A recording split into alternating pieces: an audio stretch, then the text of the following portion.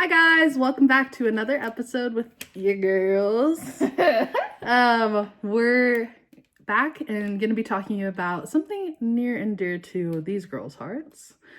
That's a weird face that you're making. Today we're going to be talking about identities, kind of what that means, multiracial identities in America, and kind of talking about what belongs to us. So that's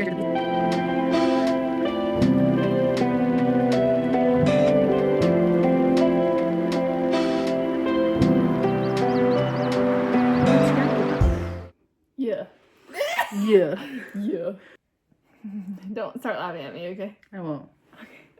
Okay, guys, we're just gonna introduce ourselves real quick just to get you knowing about us. My name is Kanani Haunga. I'm Kylie's younger sister. I'm a senior at Lehigh High School.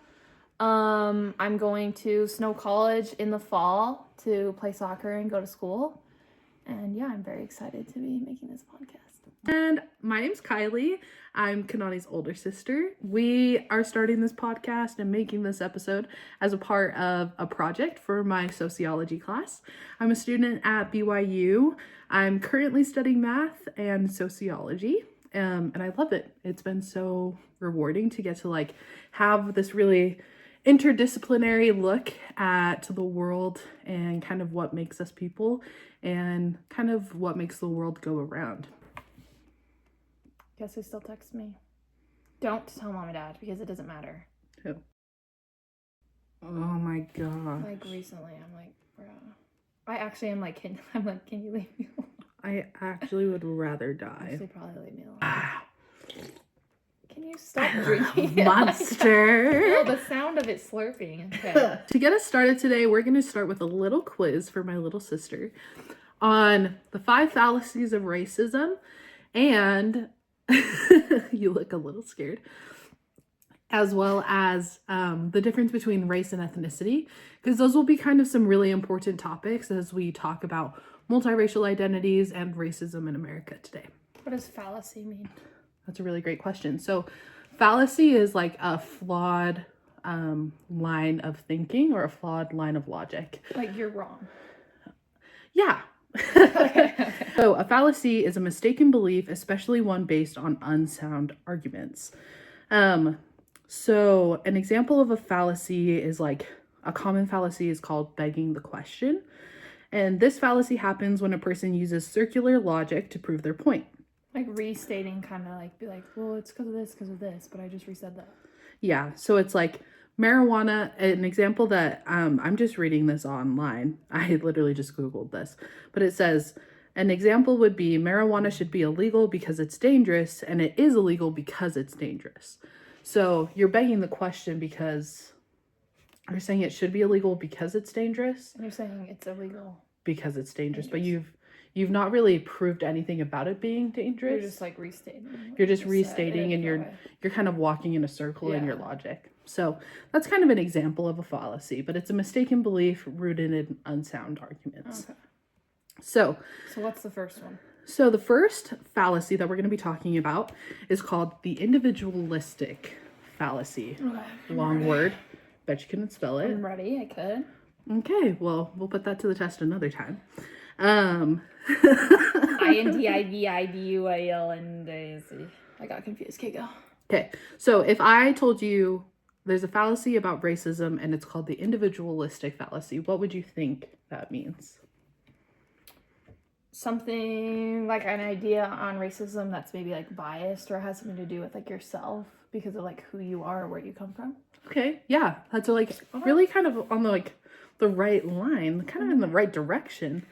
The individualistic, we're always out here trying our best. The individualistic fallacy is the idea that racism is only the collection of nasty thoughts that a racist individual has. So racism is just only happens because there's some racist individuals that are bad people. Okay. But racism, as we come to study and understand it, is more systematic. There are things that have happened over generations and through policies and through systems that we've put in place. It's not always from a certain person. It can be just Yeah, exactly. So it's not necessarily matter of personal prejudice, as this book will talk about. The book being American Racism in the 21st Century. But that might actually be the chapter. I'll link all of these articles below. But it's not a matter of personal prejudice, but and in this way, we kind of fall into this thinking of like, well, we can solve racism, or we can't solve racism because we can't change people. We can't change these individuals and their ideas, right? Okay. But there's so much more to solve when it comes to racism. Yeah. So that's the first fallacy. Okay. The second fallacy is going to be called the legalistic fallacy. Well, I don't know. Yeah, no worries. No, you don't want to even attempt that one. Yeah. Okay, that's fine. That's fine. So this fallacy, this is a direct quote. This fallacy conflates de jure legal progress with de facto racial progress. De jure and de facto are Latin expressions meaning respectively based on the law and based on fact. Thus, one who operates under the legalistic fallacy assumes that abolishing racist laws, so racism in principle, automatically leads to the abolition of racism in everyday life. Okay, so restate what that just said. Okay, put it in my own words, Yeah. You mean? So an example of this would be like, okay, because we've gotten rid of slavery and we got rid of segregated schools, racism doesn't exist. We got rid of those laws that made racism terrible. Yeah, definitely not true, right? We still see racist things happening every day. Just because there aren't racist laws. Or to that extreme. Just because racism isn't legal in those ways doesn't mean that racism doesn't still exist. Totally. It's just differentiating between legal racism and like practical ways that we see racism every day. Yeah. Okay, the third is going to be tokenistic fallacy. Oh, goodness. Have you ever heard of like being the token friend? That's always giving? No. Okay, what? Okay, so the tokenistic fallacy is the idea that that because some people of color have succeeded, that like all the barriers are broken. Okay, it's also terrible. Yeah. So a really common example of this, especially like these days, is just like because Obama became president doesn't mean that like colored people don't still have it harder in some ways. Yeah. So like that's terrible. That's definitely a fallacy. Yeah. So Ding dong. Ding dong. That's actually crazy because that was exactly the example I was going to use. Another example that was really common even before Barack Obama became president was Oprah Winfrey. I was about to say Oprah. I'm not even joking. I was going to say, it's like just because sisters. Oprah's a queen does not mean that racism isn't real still. Yeah. That's like the dumbest thing I've ever heard of. Yeah. So an example, it says here, many people of color, such as Oprah Winfrey, Jennifer Lopez, and Lucy Liu are celebrities and multimillionaires. Therefore, there is no racial inequality when it comes to income and wealth distribution. Poor people of color, in parentheses, not society, are to blame for their own poverty. So it's the idea that there aren't barriers or obstacles when it comes to like money, especially income and wealth disparity. Okay, well that's a lie. Yeah. So in your own thoughts and words, like why can you outright say like that's not true? Well, there's just like so many situations and scenarios where something can happen, and just like she could have given the chances growing up with like better, like what's the word? Opportunities. Whereas someone living in like a certain place in the U.S. might not have been given those opportunities. And so you can't say, oh, because everyone's like an individual. You can't say, oh, just because this one person is very like wealthy and they did well, that means everyone, because not everyone had the same opportunities as them. Yeah. And it could come down to even just them trying to get a job, and there's obviously still racist people to this day that like won't give them a job. Yeah. Just because of their color. And it might not be like, oh, it's because you're black, but they might just be like, no, sorry, you're not as hardworking. Yeah, they might say something else, but really like there's always going to be people out there that are still like racist to that extreme. So like some people run into like roadblocks where they can't get certain jobs or do certain things. Like, you just can't group everyone together. Yeah. I think, like, and we can talk about this more, but, like, that's one of the things that I think is so prevalent about, like, all of these fallacies and just, like, racism in general is that, like, one of the greatest problems with, like, personal prejudice especially is the idea that, like, you can't generalize an entire population. Like, you can't do that. Like, not everybody, because of their skin color or because of their religion or because of where they live or because of any of those things, are all going to be the same. Yeah. Like, we grew up in a very predominantly white neighborhood, in a very much like everyone kind of has the same religion, but that's not even true. Like, we know a lot of people who don't have the same beliefs. It's like saying, oh, because you live in Utah, you're an LDS member. But that's like just not even true. Like, you meet, or like, so because you're in many Utah, like, everybody must be white, but like, we're not. Yeah. Or like, because you live in Utah, like, everybody seems really wealthy and rich, but like, we know a lot of people who grew up in poverty and that like really struggled for a long time. Even though they live in Utah. Even though, like, they live in Lehigh, Utah, or Alpine, Utah, or these really places that are associated with like wealth. Yeah. So like, it's the generalization of people and of places and all of these things, it leads us down a very difficult and bad path. Okay, we have two more. The next one is called the ahistorical fallacy. So, something to do with racism in the past. Okay, yeah, exactly. Like, historically, like. Yeah. So, again, this is another quote. It says, "This fallacy renders history impotent.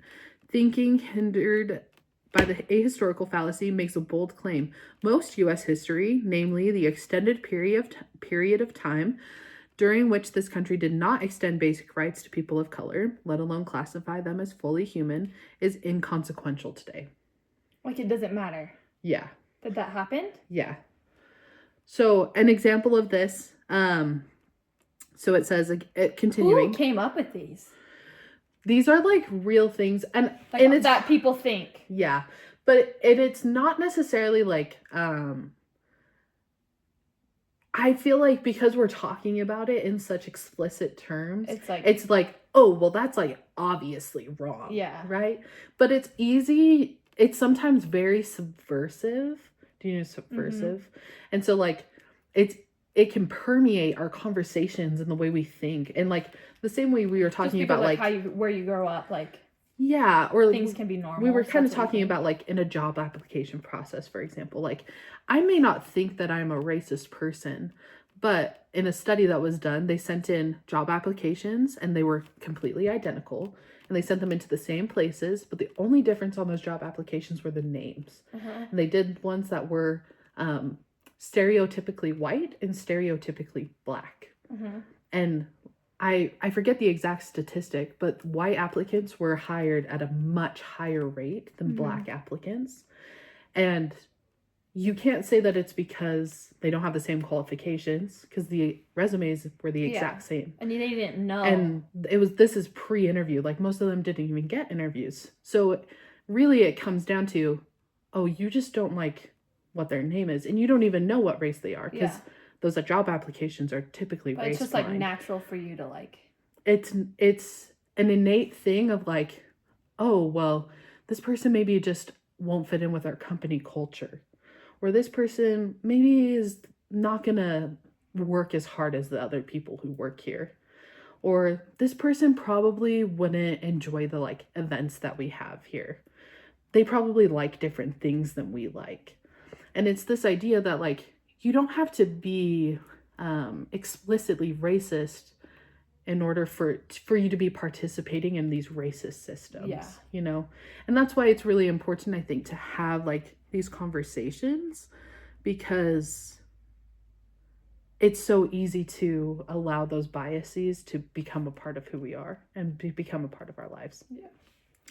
Yeah. So an example of this is like, it does say here, this idea is so delusional that it is hard to take seriously. Today's society is directed, constructed, and molded by the past. All that is socially constructed is historically constructed.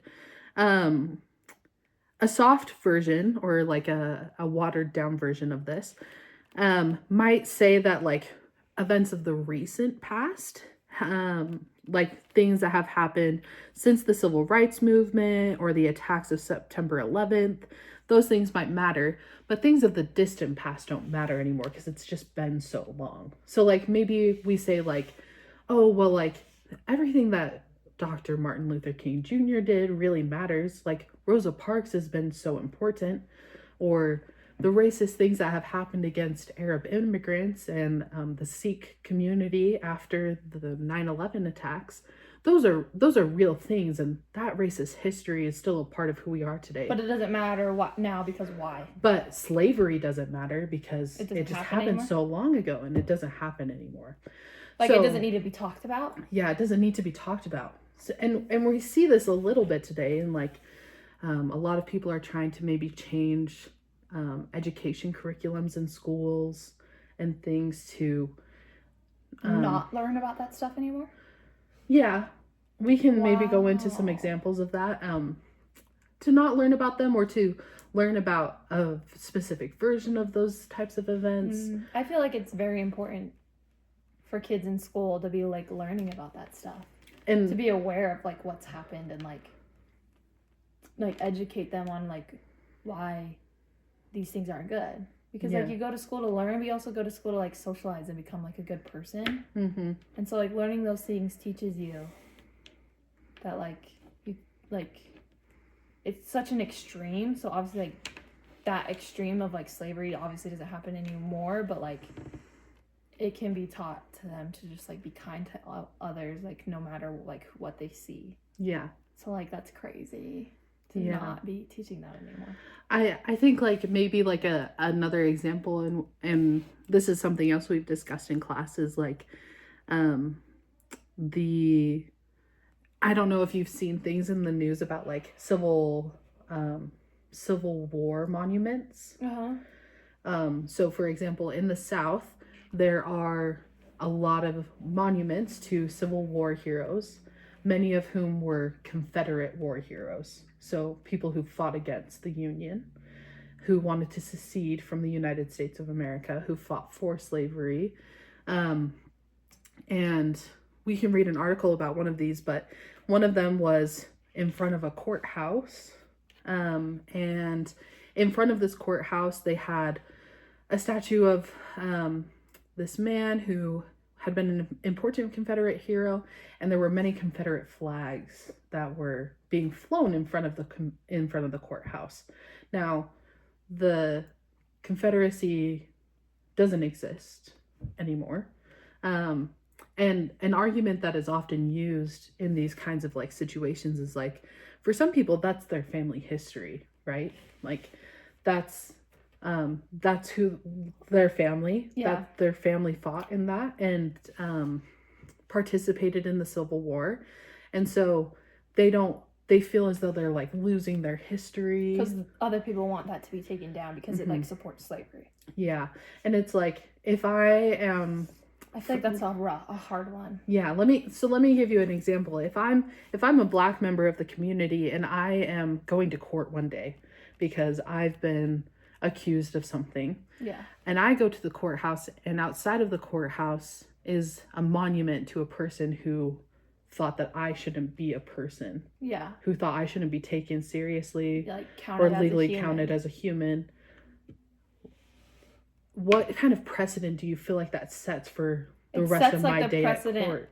That like, although it's just a monument outside, like it's like, will I be treated fairly in there? And like, I think it's just probably like for some like people, if it's like super important to them, like it would really bother them. Like it's just like, I don't know, like if we went somewhere and it was just like known that like somewhere that like they don't like Tongans, it'd be like, oh yeah, it's not maybe a place that you want to go. Yeah, it's like, oh, that's like a little bit rude. And so like on the other side, we as a family love family history. Yeah, we take family history very seriously. We talk about our ancestors a lot, and one part I think of like family history that I've had to come to realize is like not all of our ancestors did good things. Yeah. And that's like they're your family though, and like you want to see them in a good light. And so it's hard to kind of come to an understanding with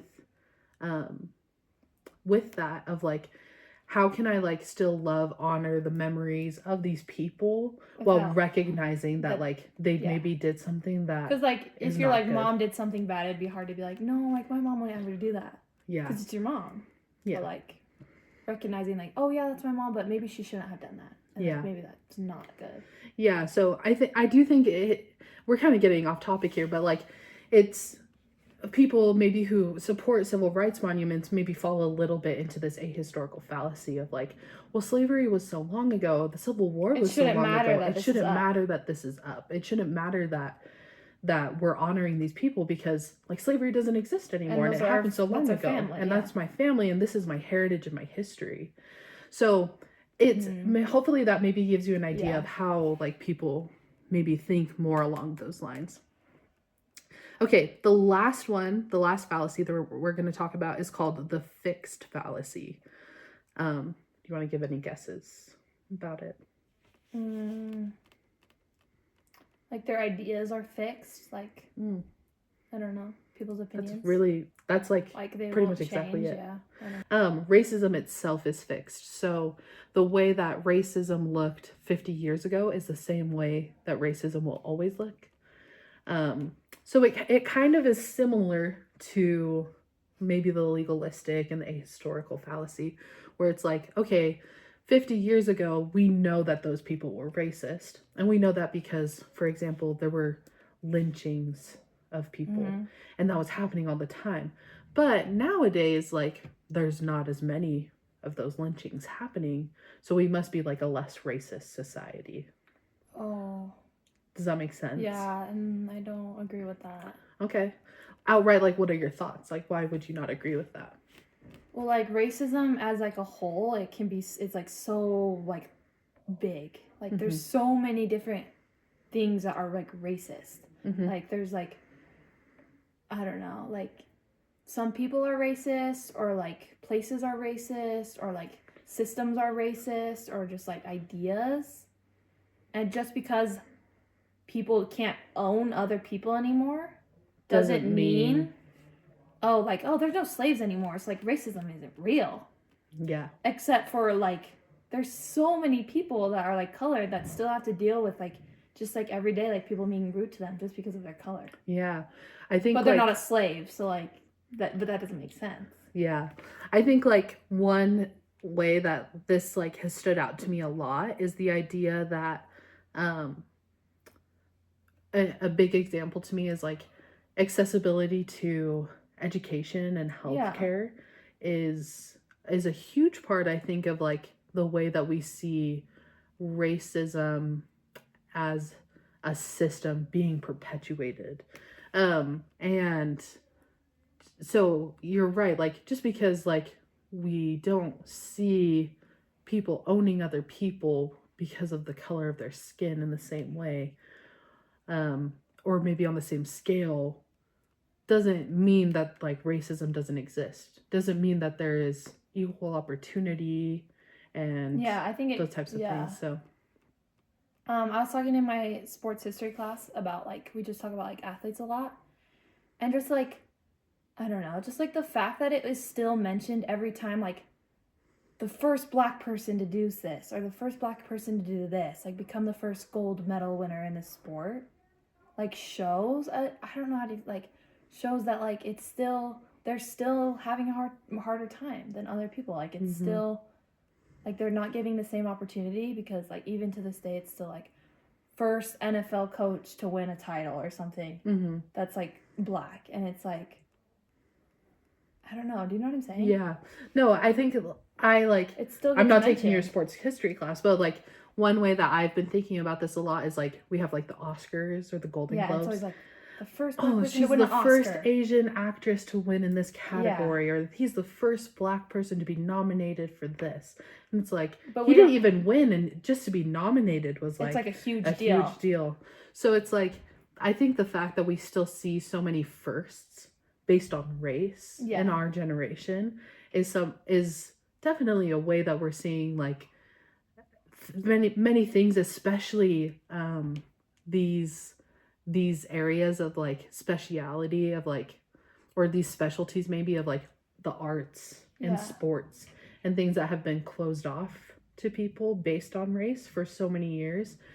It's like it's a way that we can track and actually see like, wow, these things are finally becoming accessible, and like we can tell because there are still so many firsts happening. Yeah, like they're just being, what was I gonna say?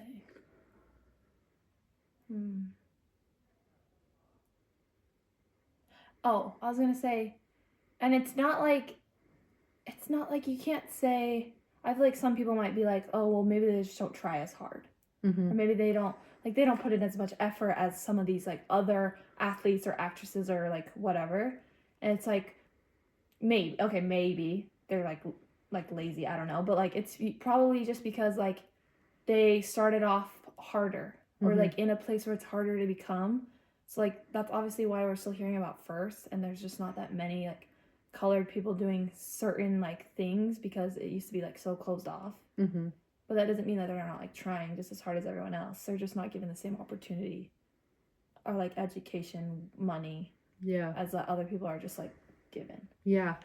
One way that this wasn't even something I was planning on talking about, but I think one way that like we can kind of understand that is you play soccer. You're going on to play college soccer. Are you excited? Yes, I'm very excited.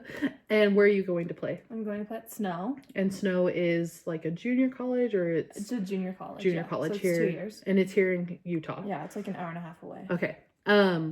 And what have you had to do to like be scouted and like play at that level? Lots of like emailing coaches. Just like starting like your sophomore, junior year, you have to email a lot of coaches. You have to go to a lot of like ID camps and stuff to like get seen, send out emails, send out videos. Okay. Yeah. What level of soccer are you already playing at right now? I play club soccer in Utah for like a national league, and then I also just finished my senior year of high school soccer. Okay. We're in the highest, like biggest division in Utah County. And then also, and you play UISA, which is like Utah League soccer, yeah. And then you play DPL, yeah, which stands for what? I don't know. Developmental Player League, which is a national league. Yeah. How much money do you think like in a year you spend on soccer? Club is probably, I think it was probably around $5,000 for one season, and that doesn't count for if like my parents want to come to trips, and then maybe like $800 for high school soccer. And how many trips do you think you take in a season? Probably like 4 or 5. Yeah. Out of state, yeah. Yeah. And then if you qualify for nationals, then another trip out of state. And then also you just had the opportunity to play internationally. Oh yeah, so I just played with the U19 women's Tongan national team. So I went to Tonga for like 3 weeks. Okay. Yeah.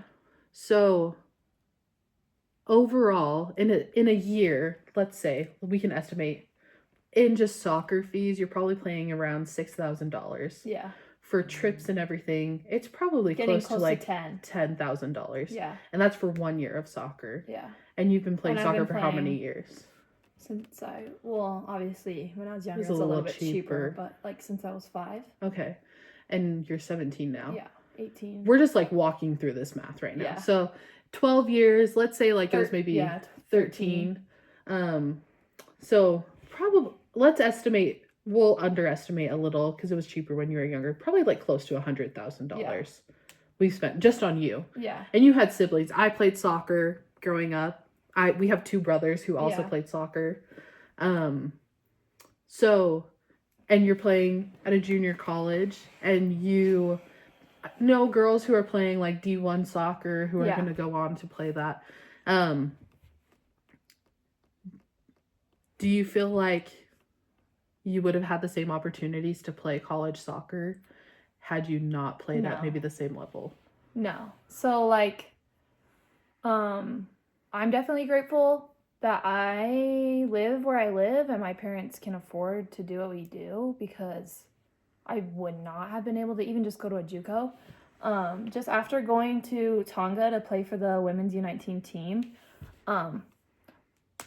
it's not like the women's team, so it's just like under 19. The women's team is like the next up, but like going there and going to like a third world country and seeing what it's like there is not the same here. And like those girls maybe weren't as technical or wasn't as like physical or like conditioned as like just like the average girl here, just because of like where they are and like the fact that they don't have good soccer fields, they don't have accessibility to like equipment, like fields, goals, Cleats, shin guards. Like a lot of girls don't have, or they have to borrow, or it doesn't fit, and it's not that nice. Like I'm going to Tonga with my like $300 like custom cleats, and then there's girls that like share cleats, these like $20 cleats. Like it's just different. And like if like those girls play for fun because they enjoy it, which is great, but like if they had lived here and they were able to play soccer, they could go play like college and they could go do something else. But like just because of the fact that they're from Tonga and they're from such a third world country, like they'll never have the opportunity to like come to the United States or go to a college and play soccer, because they like it's just so third world and they have no like money. Just because of where they were born. Yeah. But if they were born here, they probably could have gone to play college soccer too. But like since they were born there and that's where they're from, like they won't ever have the opportunity to do that. Yeah. I think it's really interesting because even here in the United States, we live in a fairly wealthy, fairly nice area. I would say like we've been very fortunate in our lives, and we know that. Our parents don't let us take that for granted, rest be assured. But I think like even other parts of the United States, people don't have the same opportunities simply because they don't have the money. Yeah. And they don't have access to the same resources and those types of things. And so I think that's such an important part in understanding this is like access to resources, access to money, access to all of those things plays such a huge part into access to education. Like you're going to be able to go and get an education partially because you got to play soccer, but you only really got to play soccer because our parents could help pay for soccer growing up, right?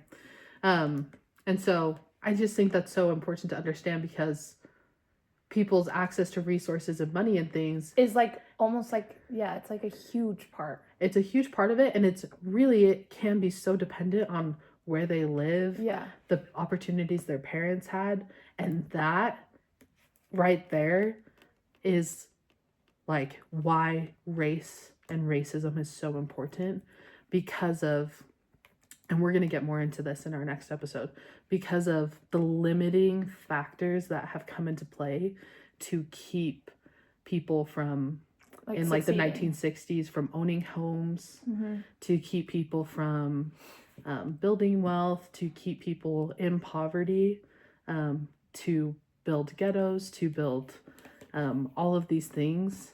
And those things were done based on race and have systemically disadvantaged people. We're going to do a couple more questions. Our next note is going to be on what would you, if I asked you, what is the difference between race and ethnicity to you? I don't know. That's fine. If you like had to say that, do you think there's a difference, or do you think they're the same? I don't think I really know though. I think, well, race I think has to do with like what you like are identify as, right? Okay. And then like ethnicity is like where you come from. Okay. Yeah. I don't know. No, that's totally fine. I love that. In our class, we have like really specific definitions of race and ethnicity, which is why I asked, because I want to make sure that like we're on the same page. So race is kind of the way that other people categorize you. Okay.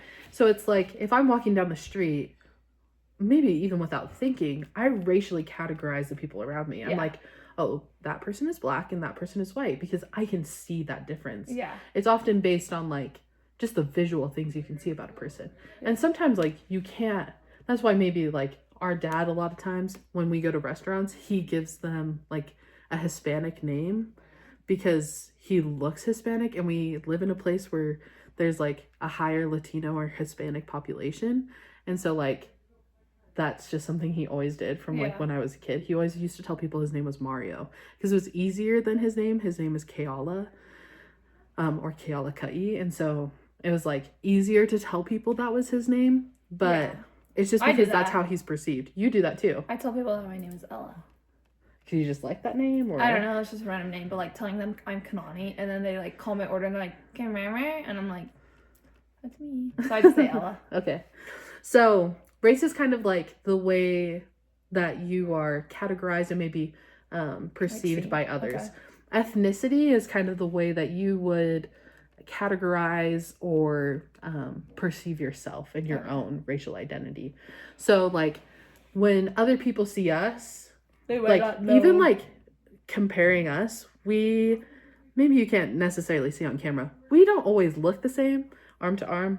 We're different colors. You're different. You're darker than I am. So like people may not even perceive us as the same. But if I were to ask you like, oh, like what are you? Like what's your ethnicity? What would you answer? I would say I'm Tongan, Hawaiian, and white. Okay. Yeah. Love. And like I think it's so interesting. It's also interesting like we have like a pretty good understanding, I think, from both sides of our family. Like Mama always talks about how she has Filipino ancestry, and we talk a lot about like how we have Asian ancestry. We have our papa's from Tonga and Mama's Hawaiian, and so that's like our dad's side. And then our mom's side, Mom is white, and she has family from Scotland and Wales and Britain and Denmark. Those are like the 4 main places. So it's like we have like I feel like we have a really good understanding of kind of where we're from and kind of like what that means. So that's kind of the difference between those two things. So when I'm talking about race or ethnicity, that's kind of what it is. So when you went to Tonga just barely, how did the other girls refer to you? Well, so like going to Tonga, everyone there is like 100% Tongan because they just all are. So they're like a lot darker than me. Like I think I'm like, oh, tan and cute, but they're like really dark. And then so they would always call us the Palangis, which means like white. Because they all spoke Tongan and I don't, because I'm half Tongan, half white, and like I've never been taught. But so they all speak Tongan, and they would always, you knew when they were talking about you because they would say Palangi, and so I'd be like, oh.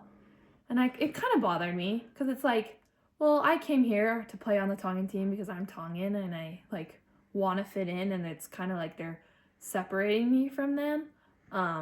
One girl did like clarify. She was like, we're like calling you Palangi, but it's like not supposed to be rude at all. Like we're just like, it's just like refer to you guys, which is fine, but like, and I'm not like bothered by it, but like you can just refer to us by our name. But like, it was just a way to like different. It was like, you guys are different. It's like, we're going to call you this. Cause like we're from America and like, we're not the same as them. Mm-hmm. And it was like fine. It wasn't like I was so angry about it, but it was definitely like, oh, okay. Yeah. Yeah.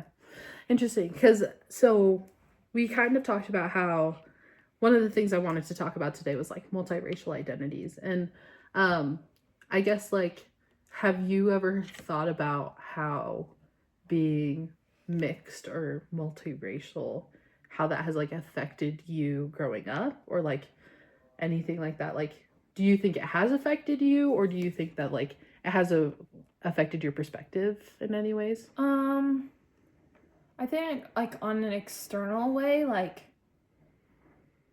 I feel like I see everyone like the same. I feel like I see everyone the same, but then I feel like as I've gotten older, I've kind of realized it more, like the feelings that I felt when I was younger. Like I definitely, when I was younger, did feel like different.